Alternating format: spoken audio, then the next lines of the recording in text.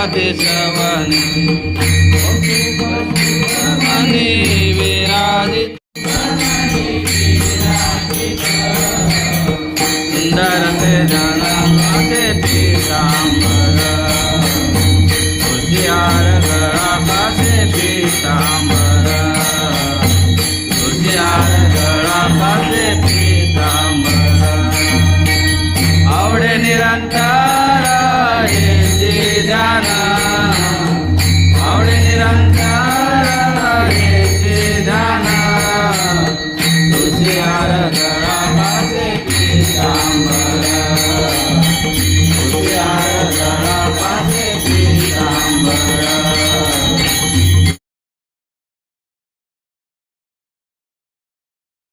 हरे जय जय राम कृष्ण हरे राम कृष्ण हरे जय जय राम कृष्ण हरे राम कृष्ण हरे जय जय राम कृष्ण हरे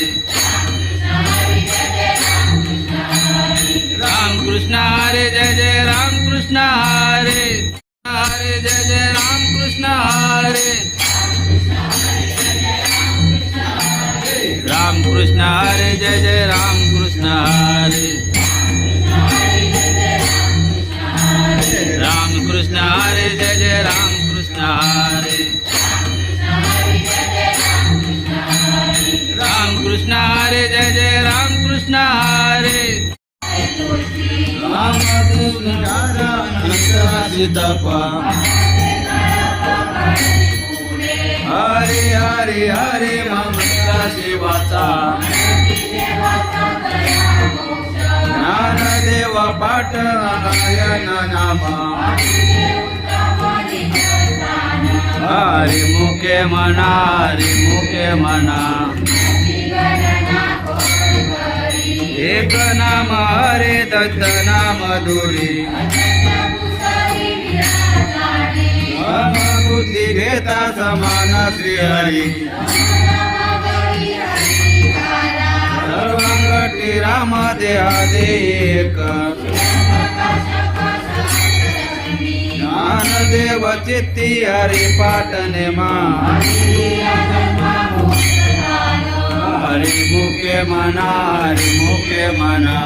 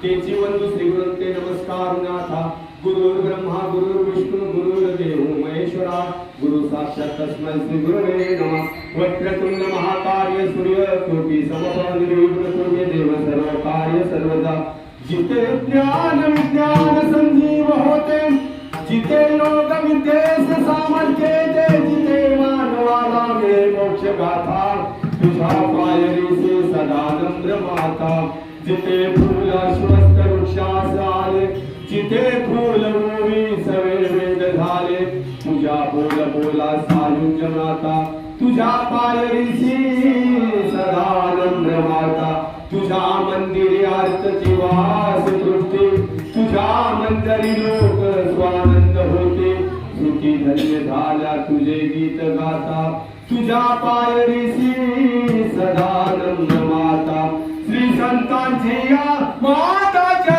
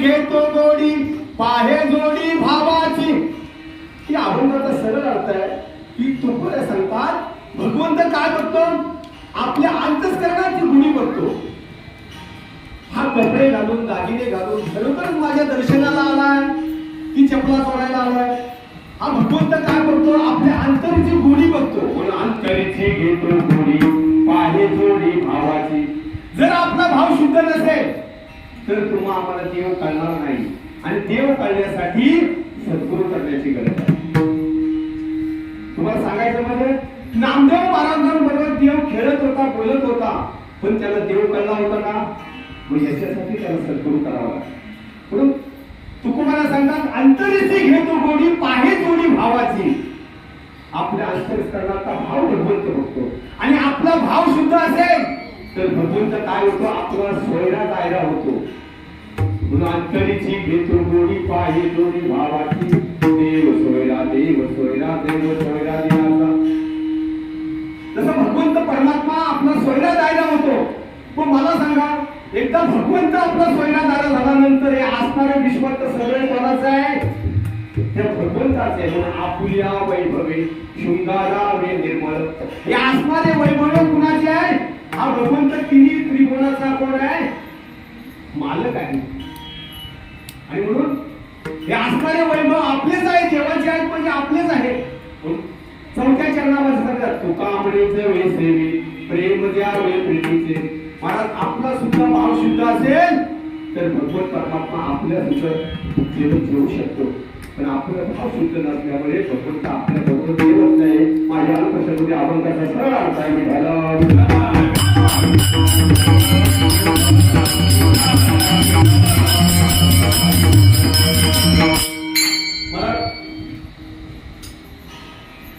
प्रतिवर्षाप्रमाणे या ठिकाणी भगवंताचं नामचिंतनची सेवा माझ्याकडे आली.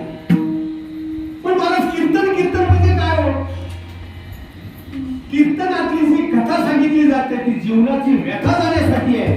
आणि जर तुम्हा आम्हाला त्या कथेचा जर कंटाळा आला तर आपली व्यथा जाते काय? आणि म्हणून कीर्तनामध्ये एवढी टाकली आहे कीर्तन चांग होयांग हरिरूप. कीर्तन काय होतं? अंग हरिरूप होतं. म्हणून कलियुगामध्ये करावे कीर्तन केले नारायण येईल भेटी. कलियुगातलं साधन काय आहे? कीर्तन आहे. या कीर्तनामध्ये देव नाचतो. पण मला सांगा ज्या भगवंताने तुम्हाला देव प्राप्त करून दिला ईश्वर भक्तीसाठी देवे दिला देव भजन म्हटला तेव्हा झाली माता पाठी. हा सोन्यासारखा तुम्हाला देव प्राप्त करून दिला आहे. बघा कृतयुग त्रेतायुग द्वापारयुग. ज्यावेळी द्वापारयुग चालू झालं त्यावेळी भगवान परमात्मा भीम अर्जुन आणि नकुल आणि सहदेव हे चौघे कोणाकडे गेले? भगवान श्रीकृष्णाकडे गेले. म्हटलं देवा कृतयुग आता द्वापारयुग चालू झालंय आणि आता द्वापारयुग संपल्यानंतर कलियुग चालू होणार आहे. मग पुढे कलियुग कसा येणार आहे? त्यावेळी भगवंताने चव्हाणा सांगितलं मी तसं नाही, तुम्हाला चार बाजूला चार बाण मारतो आणि ती बाण तुम्ही घेऊन यायची. देवाने सांगितलं मी चार बाणे मारतो. देवाने चार बाजूला चार बाणे मारली आणि पहिला अर्जुन गेला आणि अर्जुन गेल्यानंतर ज्या ठिकाणी बाण होतं त्या ठिकाणी पाहिलं की चार बाजूला चार विहिरी भरलेल्या होत्या आणि मध्ये जी विहीर होती ती सुकी खटखटीत होती. असं अर्जुनाने दृश्य पाहिलं. भीम ज्या ठिकाणी गेला त्या ठिकाणी भीमाने बघितलं आतापर्यंत म्हटलं एकच सोन्याचा हत्ती बघितला होता आणि भीमाने त्या ठिकाणी 2 सोन्याचा हत्ती बघितला. नकुलला विचारलं तू काय पाहिलंस? देवा म्हटलं नुकतीच व्यायलेली गाय ती आपल्या वासराला लाथा घालत होती असं दृश्य पाहिलं. सहदेवला विचारलं म्हटलं तू काय पाहिलंस? म्हटलं देवा एक गाव होतं आणि त्या गावावरती ते डोंगर पडणार होतं आणि त्या गाव तो हल्लं जाणार होतं. पण एका दगडाला ते दगड कानरूपी दगड पडणार तेव्हा एका झाडाने ते अडवून ठेवलं होतं असं दृश्य चौघांनी सांगितलं त्या ठिकाणी. पण देवाने अर्जुनाला विचारलं म्हटलं देवा आतापर्यंत बघितलं ओढ्याच्या बाजूला जर विहीर मारली तर त्या ओढ्याचं पाणी विहिरीमध्ये येतं. पण मी अशा 4 विहिरी बघितल्या की 4 विहिरी तू भरलेल्या आणि एक सुकी विहीर. त्यावेळी देवाने सांगितलं म्हटलं कलियुगात असंच होणार आहे. 4 बाजूला 4 बंगले होतील आणि मध्ये गरीबाची झोपडी होईल. असे त्या गरीबाला कोणी विचारणार नाही असं तेव्हा सांगितलं होतं. भीमाला सांगितलं तू काय पाहिलं? म्हटलं तेव्हा आतापर्यंत एकच सोन्याचा हत्ती बघितला, आज मी 2 सोन्याचा हत्ती बघितली. अरे म्हटलं भीमा कलियुगात असंच होईल की ते मंदिरामध्ये एक बोलतील आणि बाहेर बघल्यानंतर वेगळे बोलणार. मला आता मला सांगा आणि तिसरं विचारलं नको तू काय पाहिलं? म्हटलं देवा नुकतीच व्यायलेली गाय आपल्या वासराला लाथा घालत होती. आता सुद्धा परिस्थिती काय आहे? आई वडील मुलांना शिकवतात आणि तीच मुलं काय करतात? आई वडिलांना वृद्धाश्रमात पाठवतात. तेव्हा सांगितलं आता सांगितलं काय फरक आहे? आता सुद्धा परिस्थिती कोण आई वडिलांना विचारतो. त्यावेळी भगवंताने सांगितलं आणि सहदेवला विचारलं तू काय पाहिजेस? म्हटलं तेव्हा त्या गावावरती तो काळरूपी दगड पडणार, पण एका झाडाने अडवलं होतं. त्याचं कारण म्हणजे ज्या गावामध्ये नामसंकीर्तन चाललंय, ज्या गावामध्ये एखादा महात्मा असेल, एखादी प्रतिवर्ता असेल, त्या गावावरती काळरूपी दगड कधी पडणार नाही, असं आपलं हे गाव आहे. विठ्ठल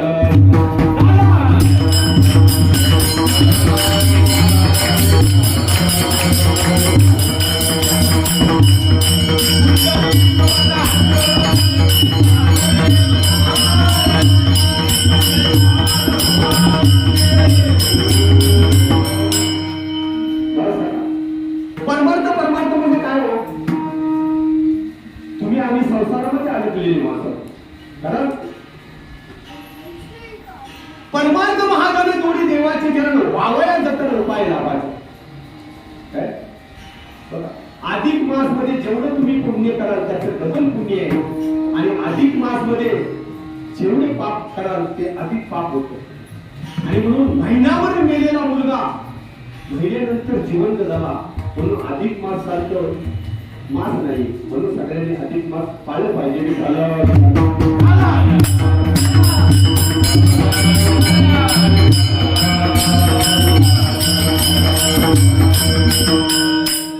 तुम्हाला परमार्थ होत. एका साधकाला विचारलं, म्हटलं तुम्ही कादंबरी का वाचता? तू म्हटलं नाही, मला एक वेळा त्या कादंबरीमध्ये 100 रुपये भेटले. 100 रुपये भेटतात म्हणून कादंबरी वाचली? हो म्हटलं महाराज,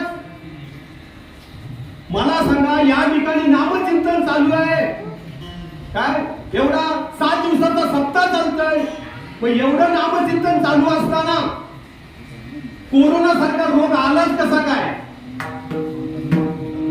एका साधकाने विचारलं, म्हटलं कोरोना सारखा रोग आलाच कसा काय? त्यावेळी सांगितलं 7 दिवस सप्ताह चालला जातो. किती? 7 दिवस सप्ताह चालतो. पण मला सांगा, आपण सप्ताहाला किती लोक त्या ठिकाणी येतो? मला सांगा, 7 दिवस सप्ताह चालतो, पण सप्त्याच्या मागे 7 दिवस बाटल्या किती फुटतात त्याचा विचार आपण करा. 7 दिवस सप्ताह चालतोय, गोर गरिबांना त्रास देणारे लोक कमी आहेत का? अहो, डोंगराला आग लागली आणि पूजा करताना छोटीशी पळी असते ना ब्राह्मणाची, त्या पळीने जर आपण आग विझवली तर विझल का? विझल. मग मला सांगा, वर्षाचे दिवस किती? 365. त्यातले 358 दिवस काय होतं? फक्त 7 दिवस आपण पुण्य होते. मग केलेले पाप जातील कसे? कसे जातील मला सांगा? कळत नकळत केलेले पाप नामचिंतनेने जातात, प्रारंभाचे भोगल्याशिवाय बाकी येत नाही.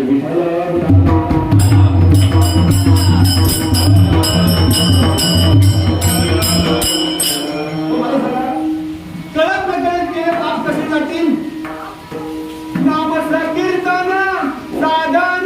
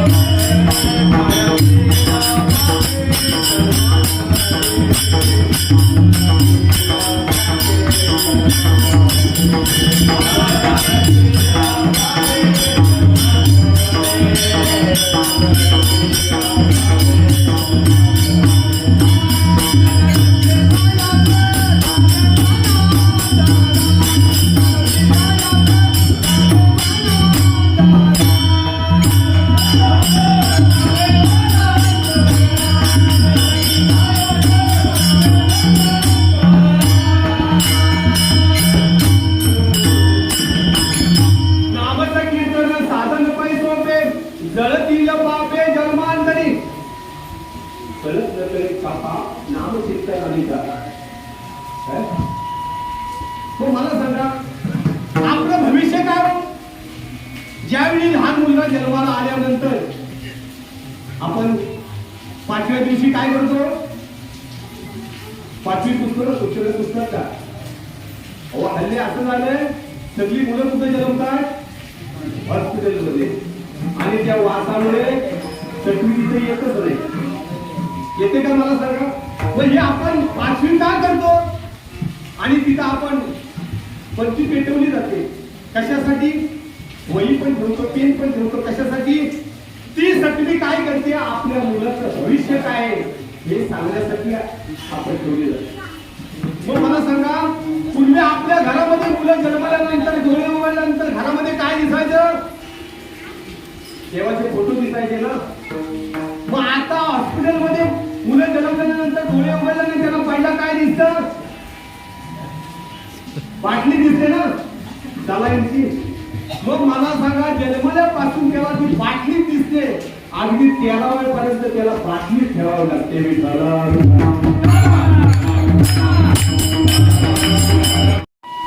पण कधी करतो?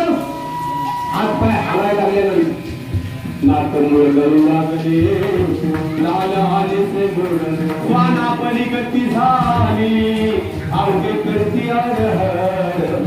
कधी उतरत्या वयामध्ये आपण काय करतो?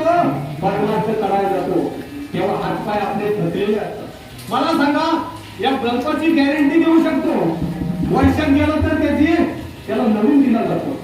पण ह्याची गॅरंटी आहे का? कोणत्या दिवस येईल कायचा नाही देहाचा भरवसा. मला सांगा, ज्या ठिकाणी मला उद्या पण कीर्तन आहे, आज मला जमणार नाही कधी. पण बघा, उतरत्या वया झाल्यानंतर मनुष्य तिकडे वळतो का? मला सांगा. मग मला सांगा, उतरत्या वयामध्ये ते वळत असताना परमार्थ करावा जातो आणि संसार होत असतो. करावा लागतो तो परमार्थ. काय संसार हा होत, लग्न झाल्यानंतर त्याला बायकामुळे सगळं होतात, पण परमार्थ करावा लागतो आणि करावा लागतो तो परमार्थ.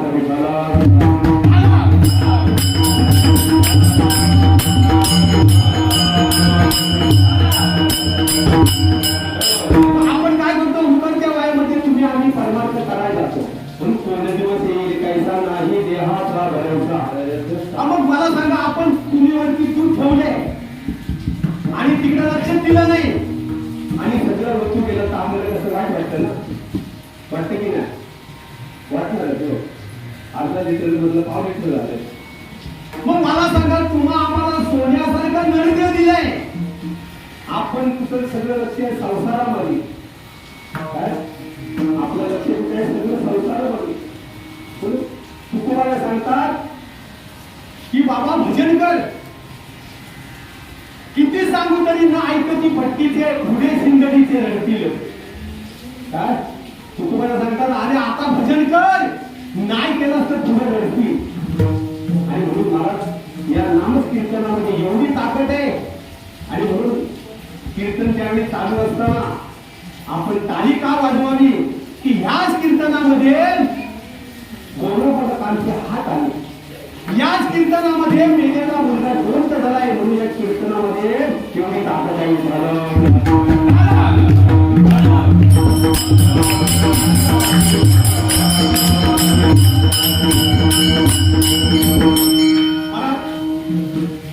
मनुष्य जीवन जगत असताना या मनुष्य जीवनाचा प्रत्येकाचा स्वभाव मला वेगवेगळा आहे. सगळ्यांचा स्वभाव वेगळा आहे ना. कुणाला संपत्तीची आवड आहे, कोणाला राजकारण, बरेच वेगळा प्रत्येकाचा स्वभाव वेगळा आहे. पण रामकृष्ण परमात्मा सांगतात, जग हा पागलखाना आहे. जग हा पागल. पण मला असा एक वर्ग आहे, ते फक्त त्याला देवच आवडतो. त्याच्यामध्ये सुद्धा 3 प्रकार सांगतात, एक संत, एक संसारी आणि एक साधक. ज्यांना देव बोलतो, ज्यांच्याशी देव खेळतो त्याला संत म्हणतात. ज्यांना देव भेटण्याची तळमळ आहे आणि देव त्यांना भेटतो त्याला साधक म्हणतात.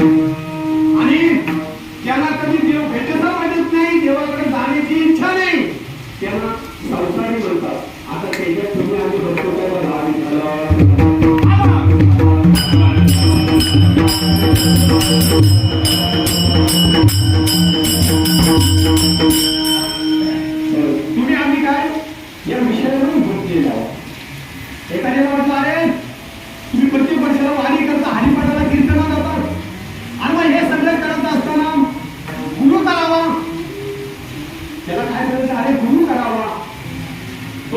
पैसा मेरा परमेश्वर, पत्नी मेरी गुरु, बाल बच्चे साधू संत सेवा किसकी करू? अरे सगळं माझ्या घरात आहे, मग मला करायची गरज काय? सगळं घरात आहे. हो महाराज, हा मनुष्य पामर, देवाची कुशल भक्ती करणारा हा पामर देवाकडे वळला आणि दुसरा कुठे वळला? विषय असतो. विषय असा आहे महाराज, विषयाची समृद्ध बेगडाची बाहुली आहे आणि अपराची सावली जाईल. काय या विषयाने रावण गेला, काय दुर्योधन गेला. कशामुळे? विषयाचं सुद्धा म्हणून तुम्ही आम्ही तिकडे वळलं नाही पाहिजे. आणि म्हणून या नामचिंतनाने काय होतं, आपल्या शरीरातले काम थोडं निघून जातात. याच्यासाठी नामचिंतन आहे. महाराज सांगा की काम थोडं कशाने निघून जाते? त्यावेळी पंतांनी सांगितले की नामचिंतनाने काम थोडं निघून जाते. काय सांगितलं? विषय 5 आहेत. किती? 5 विषय. बोल, स्पर्श, रूप, रस आणि गंध. हे 5 विषय 5 जणांना होते आणि हे 5 जण त्याच्यात गेले. बोल, हे 5 जण याच्यात गेले. आता 5 जण कोणते आहे का? बोल हा विषय आहे की सुंदर अशी ढोल लावलेली आहे आणि त्या ढोलेचा आवाज ऐकून ती हरणी पाण्याने लावलेल्या जाळ्यामध्ये अडकली गेली. सुंदर बोलामुळे त्या हरणीला मारावं लागलं. पाण्याच्या जाळ्यामध्ये सापडले, त्याला मारावं लागलं. स्पर्श विषय हा हत्तीने आहे. एक मोठा खड्डा बनवला आणि तिथं ठरवापर्यंत हत्ती बनवली आणि त्या हत्तीला वाटलं की हत्ती नाही आणि त्या हत्तीकडे गेला आणि त्या खड्ड्यात गेला. स्पर्श विषयाने हत्ती गेला. रूप विषय कोणाला आहे? पत्र माहिती करतो. आपण अंगाधरे नागमी जगाचे डोळे, येतो आणि शिरावर झडप पाडतो, स्वतः म्हणतो आणि जगाला अंधारात ठेवतो. कोण स्पर्श, रूप आणि रस. रस विषय सगळ्यांना माहिती आहे. मला सांगा,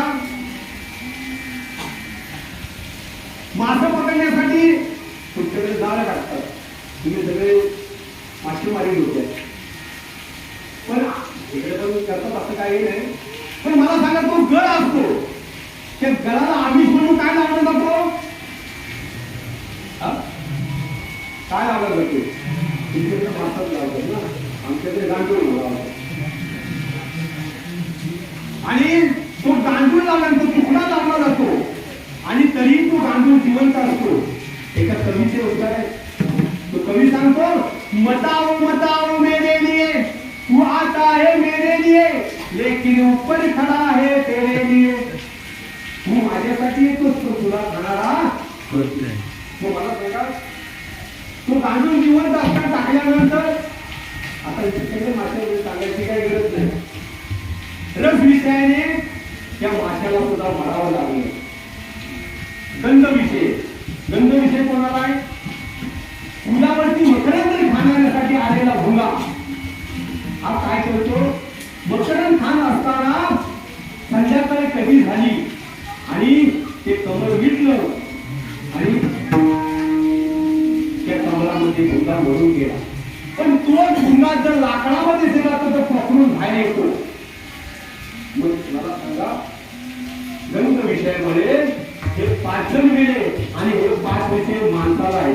माणसाचं काय होईल सांगा? मला सांगा, एखादा चांगला गाणार असला की लोक ऐकत राहतात ना. काय बोले गायलं ऐकत राहतात ना. वर्ष विषय सगळ्यांना आहे. रूप आपण पंढरपूर क्षेत्रामध्ये गेल्या, इथे सुद्धा भगवंताची रामकृष्णाची मूर्ती पाहिल्यानंतर असं बघत राहावं असं वाटतं ना. राजेश्वर कुमार मदनाचा पुतळा रवी शेती कला नव्हे किंवा सुंदर ते ज्ञान कुठे विके पाहत राहावं असं वाटतं. रस विषय सगळ्यांना काय आणि गंध विषय पण सगळ्यांना आहे. 5 जण विषय तुम्हाला. आता मला सांगा, देवाने तुम्हा आम्हाला सोन्यासारखा नरक दिला आहे, मग मला सांगा ह्याच्यामध्ये भाकरी चपाती टाकायची का उलट्या दिवसाचं टाकायचं? मला सांगा आपण काय म्हणतो, काय ही पंढरी आत्मा विठ्ठल. मग याच्यामध्ये जाणणारा कोण आहे? भगवान परमात्मा आहे. मग आपण तुम्ही आम्ही काय झालं पाहिजे? आता श्रावण महिना म्हणून सोडा. मग मला सांगा याच्यामध्ये काय झालं पाहिजे? मला सांगा कोंबडी खाण्याची वस्तू आहे का हो? नाही म्हणतात कीर्तन. मला सांगा भिंतीवर मी विंचू चाललेला असता, विंचू विषारी असतो ना. हा. मग तो विषारी विंचू भिंतीवर चालत असताना पाल बघते आणि ती पाल काय करते? विंचूला खाते. आणि तीच पाल त्या भिंतीवर चालत असताना कोंबडी बघते आणि ती कोंबडी तिला खाली यायला मजबूर करते आणि तिला पटकन खाते. मला सांगा विंचू एवढा विषारी आहे, तिला खाते कोण? पाल. पाल एवढी विषारी आहे, तिला खाते कोण? कोंबडी. कोंबडी एवढी विषारी आहे, तिला खाते कोण? माणूस किती विषारी आहे मला सांग.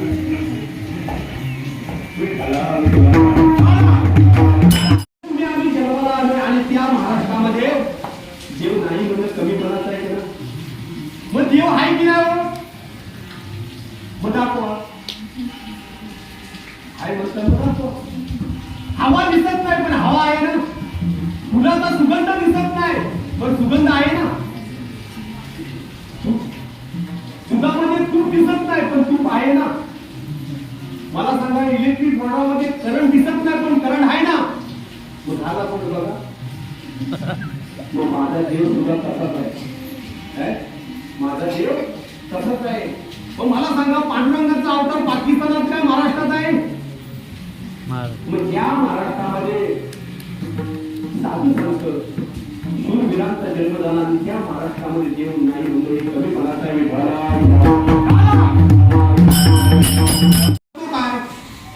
तुमचा देव राहतो कुठे? तुमचा देव खातो काय? तुमचा देव पाहतो कुठे? तुमचा देव करतो काय? आणि देव घेतो काय आणि काय देतो काय? देव हसतो कधी आणि देव रडतो कधी? तुमचा देव आहे कुठे? देव दळीत कळी भरला रिता ठाव नाही वरला आज दृष्टीने पाहिला विठ्ठलीचे ग. चली काय पाठवून उरलेला हा भगवत परमात्मा. तुम्ही म्हणाल त्या ठिकाणी हरी येते रे, हरी तिथे रे, हरी वाचून तिथे येते. म्हणाल त्या ठिकाणी माझा भगवान परमात्मा. मग तुमचा देव पाहतो कुठे? दिव्याची ज्योत जशी सगळीकडे पाहते तसा माझा देव सगळीकडे पाहतो. तुमचा देव खातो काय? तुमचा देव तुमचा आमचा अंकार खातो. देव हसतो कधी? माणसाची खोटी वृत्ती पाहून देव हसतो. देव रडतो कधी? ज्या वेळी साधू महात्मे समाधी घेतात त्याला देव रडतो. त्यावेळी देव रडतो. देव तुमचा करतो काय? यही करता है हमारा भगवान. नीचे वाले को ऊपर बिठाता है आणि ऊपर वाले को नीचे. आले देवाजीच्या मना आले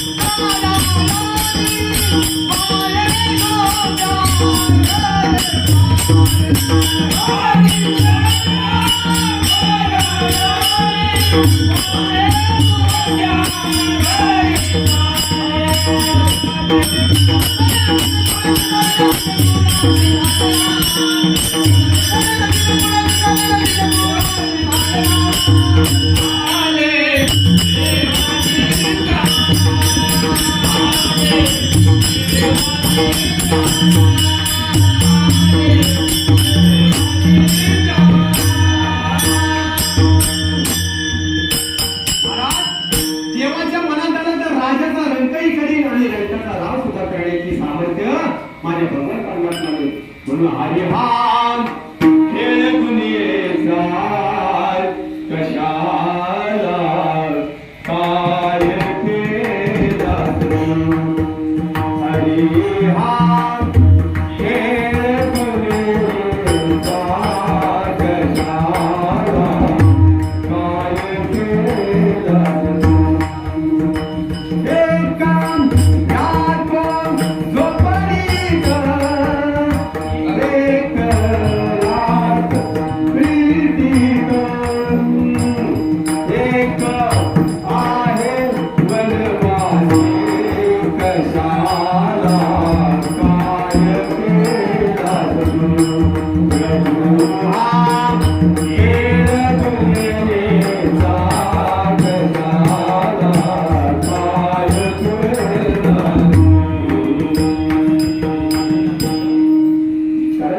देवाच्या मनात आलं तर देव काही करू शकतो.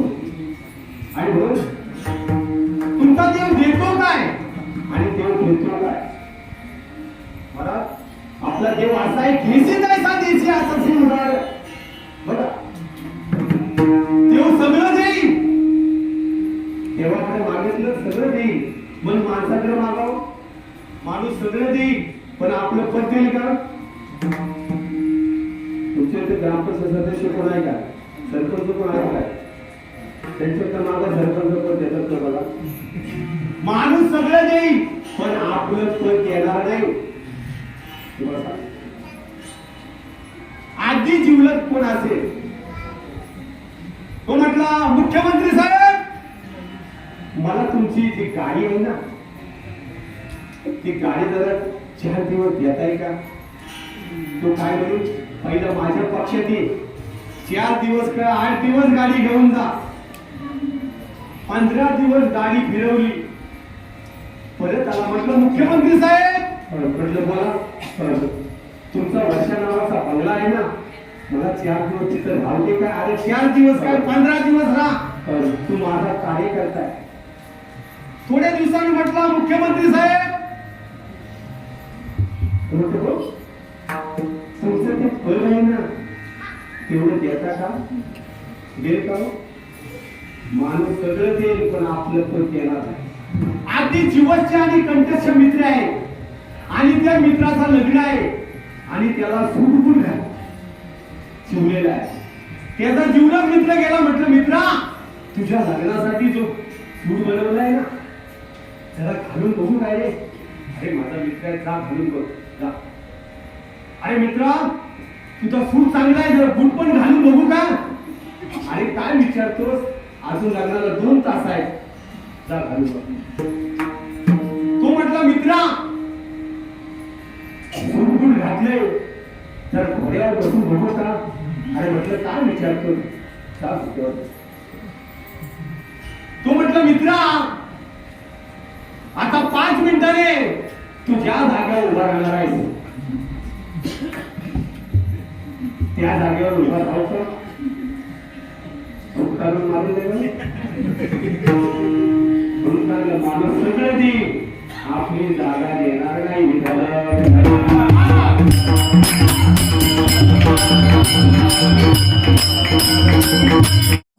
नामदेवाच्या आईने नामदेवाला सांगितलं आम्या जा देवाला नैवेद्य जेवू घाल.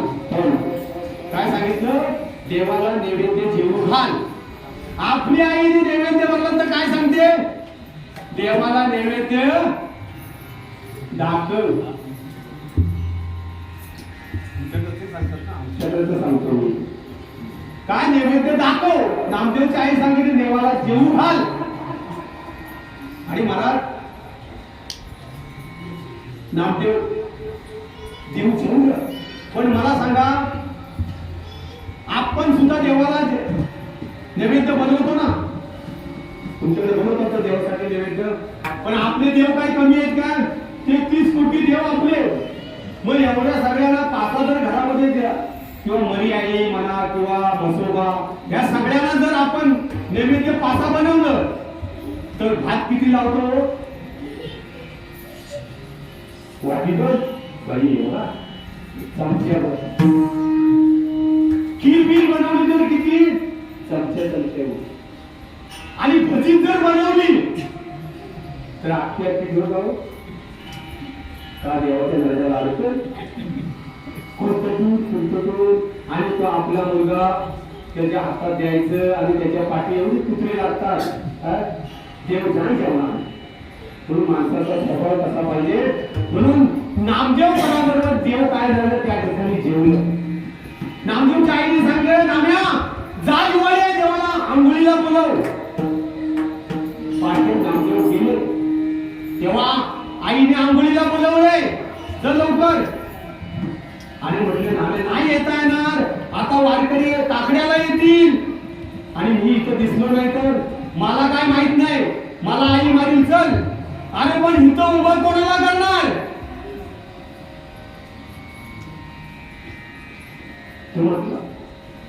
इथं उभा कोणाला करणार? कारण युगे 2800 मिटिंगवर उभा आहे, इथं उभा कोणाला करू? आणि इथं उभा आहे तर वारकरी काय म्हणतील? नामदेव म्हटले मला काय वाटतं. देव म्हटलं अरे देव म्हणणं सोपं नाही. तरी पण देवाने काय केलं, स्वतः विटेवरून खाली आले, नामदेवाला उचललं, विटेवर उभे केले, काळा भुका भाजला. काय त्याला सांगितलं, वारकरी काकड्याला येतील, गरम गरम पाणी ओततील, आयसूस करू नको. काय पेढा तोंडापुढे करतील, जीभ बाहेर काढू नको, आणतील. काय देवाने काय आपलं पद भक्ताला दिलं. असा हा भगवान परमात्मा. मग असा हा भगवान परमात्मा, मग ह्याला नेमकं काय आवडतं? कोंबडी बकरी आवडतं देवाला? तुमच्याकडे गाव देव वगैरे हौशी आहे का तुमच्याकडे? आमच्याकडे आहे हो, तुमच्याकडे काय माहिती. पण मला सांगा देवाला या गोष्टी आवडतात का? तर मी तर म्हणे नाही देवाला आवडत. कारण ह्या गोष्टी केव्हा आवडतात? ज्यावेळी घरामध्ये कुरकुर चालू असते, सासू सुनेचा पटत नाही, त्यावेळी एखादा शेजारी होतो आणि तुझ्या घरात नाही असते, तू एक काय देवाला एखादं भोकटी. मग मला सांगा, आपलं भलं होण्यासाठी आपण कुणाला जेव्हा हे देतोय बळी? मावस का आता हौस उरे जोडून देव वाडीला. आपली हौस म्हणून आपण काय करतो, मांस खातो आणि त्याने काय होतंय? मग मला सांगा, आपलं घरातलं कुरकुर बंद होण्यासाठी, आपल्या घरातलं भलं होण्यासाठी आपण कुणाला काय करतोय? बकऱ्याला. मला सांगा, त्याच्या नरड्यावर सुरी ठेवून आणि तिला कापताना आपलं काय होते? आपल्या 7 पिढ्या नरकात जातील. मला सांगा, पण एक असं करण्यापेक्षा मग मला सांगा, एखादा आपल्या घरात म्हातारा असला तर कापावा, कापू. एखादा आपला नातू कापावा. अहो नुसतं असं बोललं तरी आपल्याला किती वाटतं. मग तसल्या जीवाला जर आपण मारत असेल तर आपलं भलं होईल का? नाही. आणि म्हणून या गोष्टी देवाला आवडत नाही. मग देवाला नेमकं आवडतं काय?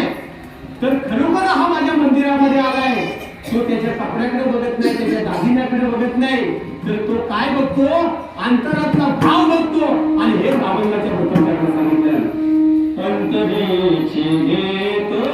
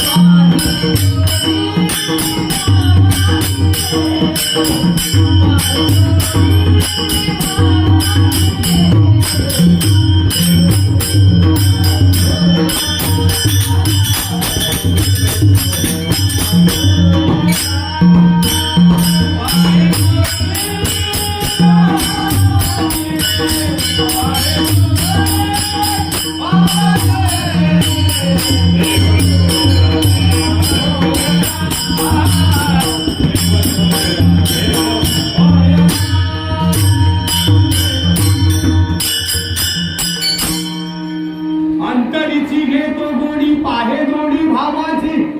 तो भगवंत काय करतो, आपल्या अंतःकरणातली गोडी बघतो. महाराज, मन बुद्धी आणि चित्त आणि अहंकार याला चतुर्भुज म्हणतात. काय आपल्या अंतःकरणामध्ये काय आहे, मन चित्त आणि बुद्धी आणि अहंकार याला चतुष्पद म्हटलं जातं. मग देवाला अहंकार आवडत नाही. देवाला अहंकार आवडतं का?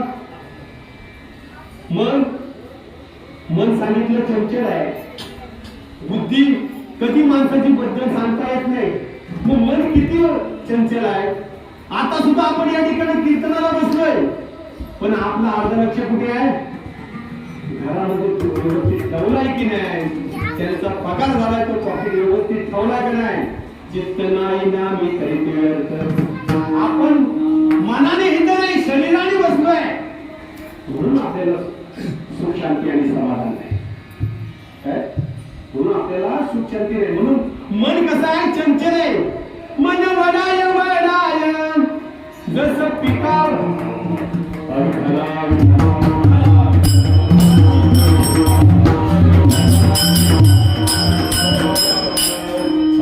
मन वडाय वडाय जसं पिकावर किती हाकल हाकल करेत पिकावर. पावट्यात गेलेला ढोर त्याला मारून किती बाहेर काढले तरी अर्ध्या तासाने परत जाणार. तसं आपलं मन आहे, चंचल आहे. काय बघा, आपलं मन कुठेही बसू शकतो. माशी आहे, माशी सगळ्या ठिकाणी बसेल, पण निकाऱ्यावर बसेल काय? मन म्हणाल त्या ठिकाणी बसेल. म्हणून माझी मना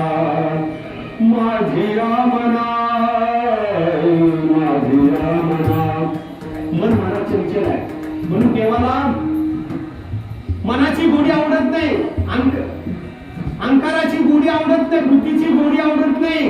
तर आपल्या अंतःकरणामध्ये देव काय करतो, प्रेम निर्माण करतो आणि ते प्रेम देवाला आवडतो. आणि एका ठिकाणी म्हणतात, हरीने हरले माझे चित्त, हरीने हरले माझे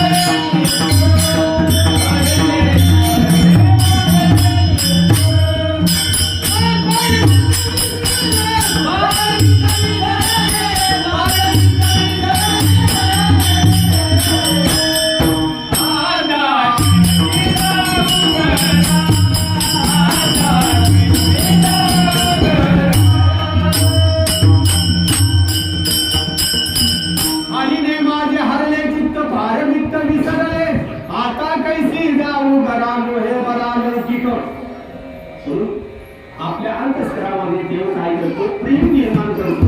अंतरीची घेतो गोडी पाहे जोडी भावाची. म्हणा देवाला भाव आवडतो. देवाला तुका म्हणे मुख्य पाहिजे भाव, आणि भावासाठी देव शिकला उभा. महाराज भाव असेल तर दुःखाच्या प्रसंगाने देव कुठेही उभा होऊन भाव के वश में है भगवान, भाव नहीं तो मंदिरों में पत्थर है भगवान, भाव हुआ तो पाषाणों में प्रकट हुए भगवान, भाव के वश में है भगवान. महाराज भाव असेल तर भगवान परमात्मा शुद्ध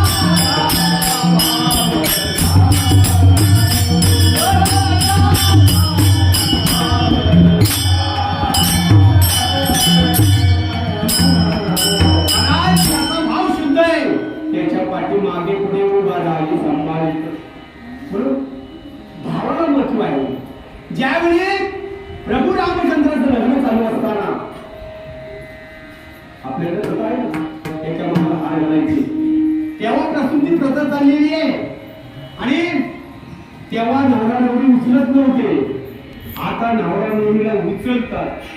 आपल्याकडे माणसाला कधी उचलतात?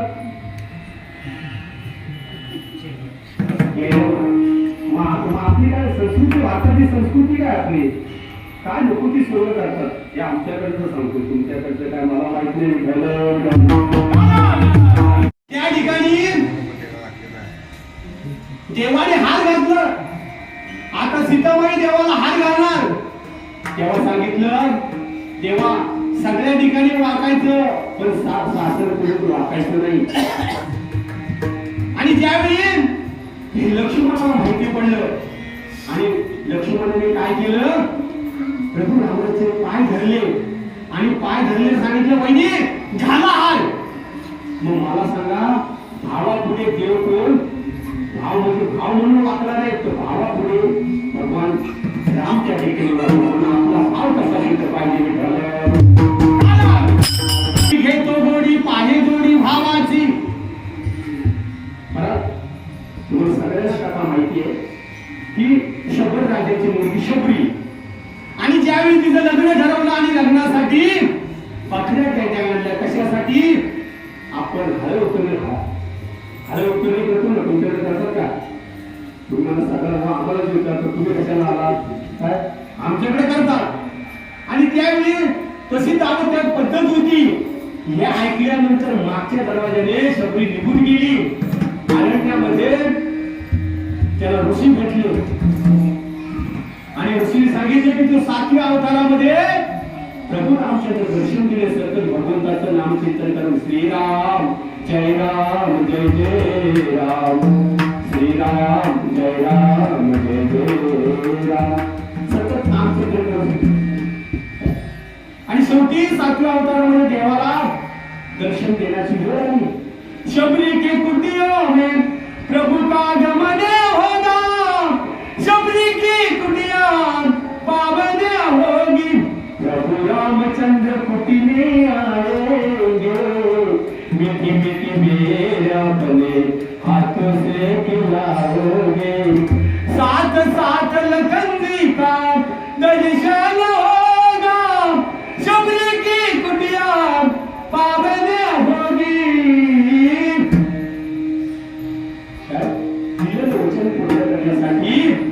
शबरीचा अंतःकरण शिव होता म्हणून देवाने त्या ठिकाणी तिला दर्शन दिलं. ज्यावेळी भगवान परमात्मा द्वारकेतून निघाले आणि सांगितलं उद्धवजी चल मी तुला घरी जावे. विदुर काकाने त्या बस्तीने बघितलं, म्हणजे देवा गरीबाच्या झोपडीला पाय लागू द्या. आणि ज्यावेळी विदुर काकांच्या घरी देव गेल्यानंतर 1 डझन केळी होत्या. त्या केळी काय करायच्या, स्वतः घर खायची आणि देवाला साली द्यायची. विदुर काका वेडी आहेस का? जगाचा विश्वास परमात्मा आणि त्याला केळीची साल होत ती भावूक झाली होती. आणि म्हणून परत केळ सोडून दिली, घर दिलं. त्यावेळी देव म्हटले की केळीच्या साली यामध्ये चव आहे. त्यावेळी विदुर काकाने सांगितलं उद्धवने सांगितलं देवा तुला देव कुणी बनवलं? अरे महिना झाला दुर्योधनाने काय तुला आपल्याला निमंत्रण दिले पंचपक्वांसाठी. त्यावेळी देवाने सांगितलं मला मोठ्याची घर नाही आवडत. जेवढी मोठी मोठी घरं तेवढी मला आवडत नाही. म्हटलं एखाद्या गरीबाच्या घरी जा, त्याने जर चहा दिली ना, चहा तर कपातून बसीपर्यंत बाहेर असते ना गरीबाच्या घरी आधी फुल. आणि परत म्हटलं अजून पाहिजे तर घे. किंवा गरीबाच्या घरी जर कांदे पोहे बनवलेली थाली घेऊनच बाहेर येतात. भावना किती पाहिजे तर का अजून आहेत का? पण एका श्रीमंताच्या घरी गेलो तर चहा आणले तर त्या कापाला बघावं लागतं. त्याच्यात आम्ही मोरे महाराज बरोबर असले तर म्हणतात मला पण थोडी द्या. एकाच्या मापाची नाही तर काय देणार? किंवा श्रीमंताच्या घरी गेल्यानंतर कांदे पोहे केले तर श्रीमंताच्या घरी काय असते डिश, ते कांदे पोहे काय त्याच्यावरती खोबऱ्याचं किस कोथिंबीर आणि वरती लिंबाची फोड आणि मधी चमच्या. श्रीमंतांचे चमचे कोण असतात? म्हणून म्हटले देवाने सांगितलं श्रीमंतांची घरे हे कामक्रोधाने भरलेली आहे आणि म्हणून मला ते आवडत नाही. आणि म्हणून भगवंत कसा आहे? पूर्ण प्रेमाचा भुकेला हाची दुष्काळ तयारा. मग आज भगवान परमात्मा भावाने आपलासा केल्यानंतर तो काय भगवान परमात्मा काय होतो? आपला सोयरा जाहिरा होतो. या अभंगाच्या तुम्ही त्यांना सांगितलं देव सोयरा देव सोयरा.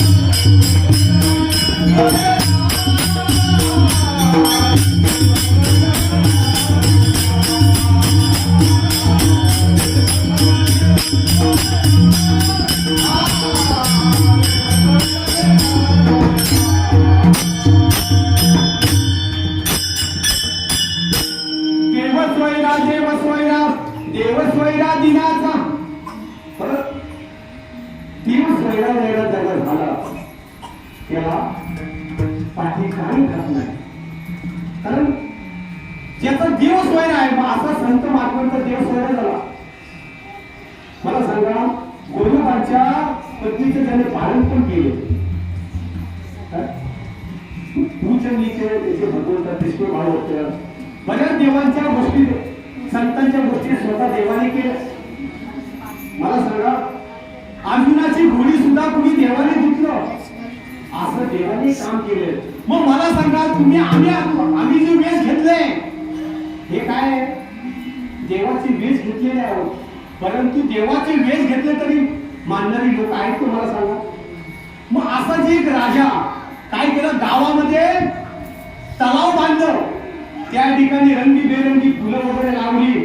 त्या तलावामध्ये रंगीबेरंगी सुद्धा मासे त्या ठिकाणी बनले. पण त्याच राज्यामध्ये मच्छी पकडणारे काही लोक असतात आणि मग रात्रीची जाऊन ते मच्छी पकडले होते. असं बरेच दिवस चालत असताना राजाला सांगितलं राजा तुम्ही जो तलाव बांधलाय त्या तलावामध्ये रात्रीची मच्छी चोरली जाते.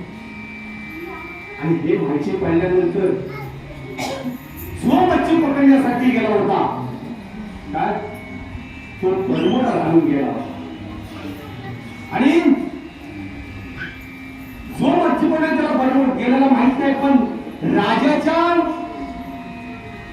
घोड्याचा आवाज ऐकल्यानंतर थोडीफार मच्छी ती बाजूला ठेवली आणि काय केलं त्या तलावात असलेला चिकन अंगाला भासला आणि एका आंब्याच्या झाडाखाली बसला आणि देवाचं नामचिंतन करू लागला. श्रीराम जय राम श्रीराम जय राम. सांगितलं राजाने. म्हटलं आपलं जी बातमी करून दिली ती साफ खोटी आहे. आज नाही म्हटला तर हा मनुष्य देवाची भक्ती करतो भस्म लावून. मग तो खरा भक्त होता का? वेश घेतला होता ना? मग मला सांगा, मच्छी पकडत असताना वेश घेऊन देवाचं नाम घेतलं आणि त्यावेळी मच्छी जर पकडताना सापडला असता तर त्याला सोडावं येणार होतं. नुसतं आपल्या प्राणावर येणार म्हणून त्याने काय केलं, देवाचं नामचिंतन घेतलं. पण त्या राजाला वाटलं त्याच्या अंगाला भस्म लावलेलं आहे. ते भस्म होतं का?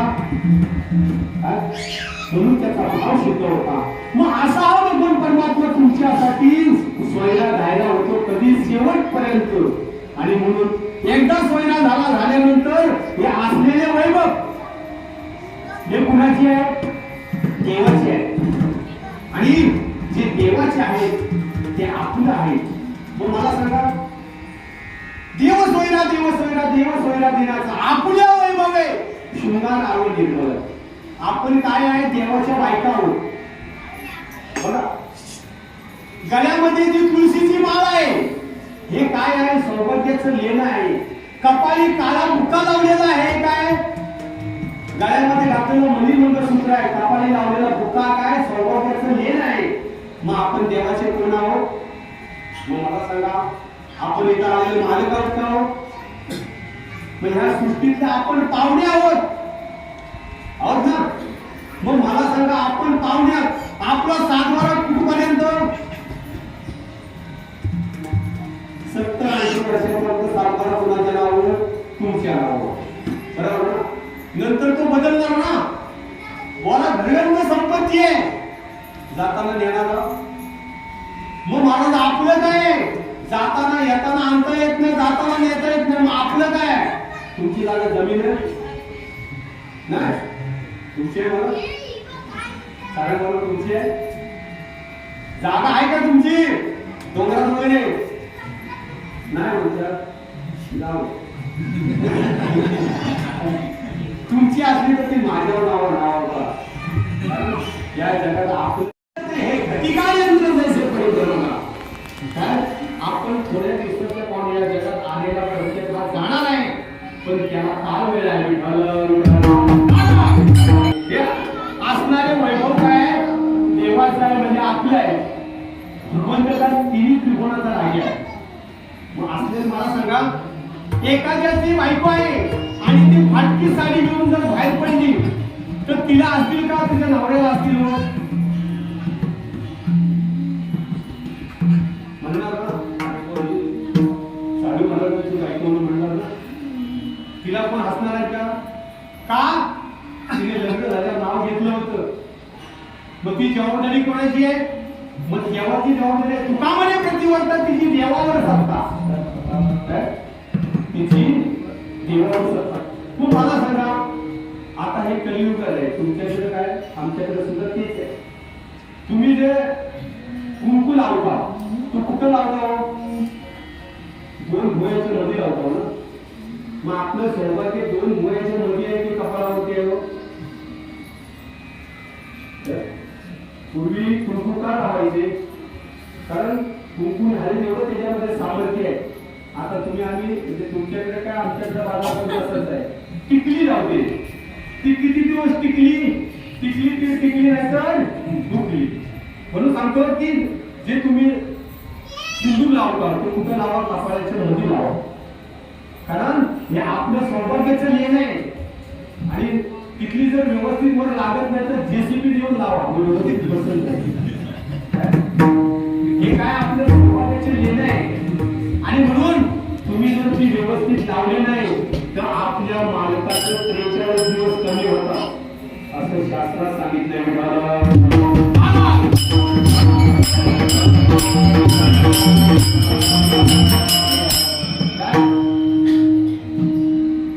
काय जर आपल्या बायकोला जर काही मिळालं नाही तर त्याला दोष कोणाला लागतो? तुका म्हणे यज्ञ वाजन तरी नाद देवासी. तुम्हा आम्ही देवाचं भक्त आहोत. जर आपल्याला काय कमी पडलं तर काय म्हणणार? देवाला दोष देणार. तसं आपण त्याची बायको आहोत. जर आपल्याला व्यवस्थित मिळालं तर दोष कोणाला देणार आहे? मन तुका म्हणे सवे सवे प्रेम द्यावे प्रीतीचे देव सोयरा देव सोयरा देव सोयरा दिनाचा आपण कीर्तनाच्या नियमाप्रमाणे काय करूया एक वेळा त्या भगवंताचं कीर्तन करूया विठ्ठल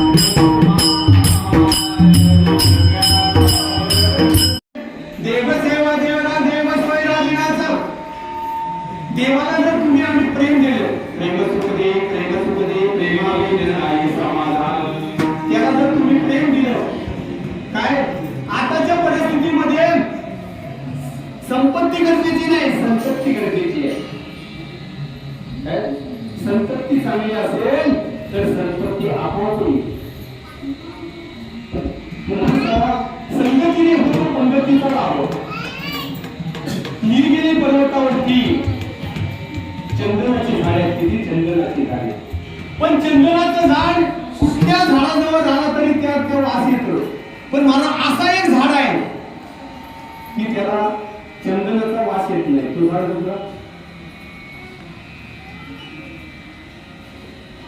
बांबू आपण बेसकर लोक करतो त्याला कोणी विचारलं हे असं कसं आहे सगळ्या झाडाला वास नव्हतं मग या बांबूच्या झाडाला वास का नाही त्यावेळी सांगितलं की त्याला गाठी आहेत इतरांवर गाठी आहेत ना तसंच आपल्या सुद्धा जीवनामध्ये तसंच आहे या ठिकाणी सत्ता चालू आहे सत्ता व्यवस्थित करतात की नाही हे आपल्या स्वतः सुद्धा गाठी आहे विश्व बराबर देतात की नाही मी तुमच्याकडचं नाही सांगत आपण सांगतो